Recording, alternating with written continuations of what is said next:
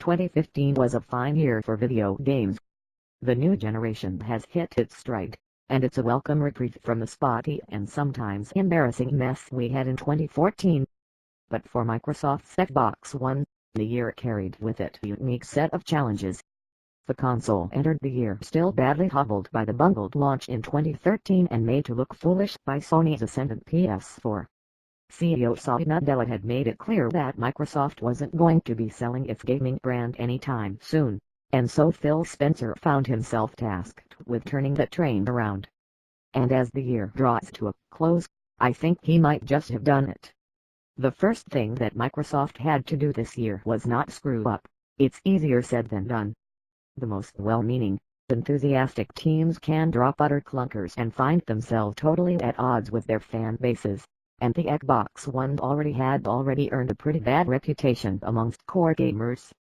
That's where Spencer himself comes in. He's got a way of turning even the most corporate-sounding PR into something that sounds like actual communication, and that's a rare thing for a behemoth of a company like Microsoft. The Xbox One's failed launch was, for the most part, a question of tone. Hardcore gamers felt like the company had no idea what they wanted, and none of the top brass was capable of changing their minds.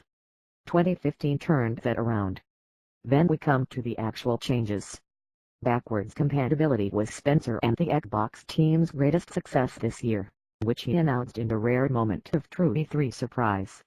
It was perhaps the first true unequivocal win over the PS4 since the generation began, even giving Spencer an opportunity to deliver a stinging Sony-style barb calling out PlayStation Now's expensive and impractical approach to backwards compatibility. The program isn't still as comprehensive as we might like, but there are some solid games on there and the promise of more to come. On top of that, we had a suite of pleasing exclusives ranging from Ori and the Blind Forest to Halo 5 and Rise of the Tomb Raider. We've got the first steps towards an increased integration with Windows, which arguably remains the most popular gaming platform on Earth. We've got a range of bundles and deals that keep the Xbox One as affordable as the PS4 and frequently more so.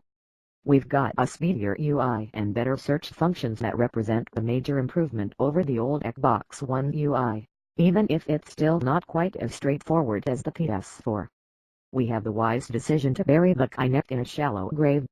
We have, crucially, a platform that keeps getting better, and that's more important than anything else. All of Xbox One's successes in 2015 won't give it the momentum it needs to top the dominant PS4. Sony's machine seems to have secured its spot at the top of the heap for this console generation, and it would take a monumental shift for Microsoft to change that. But 2015 has been a success for Xbox One regardless.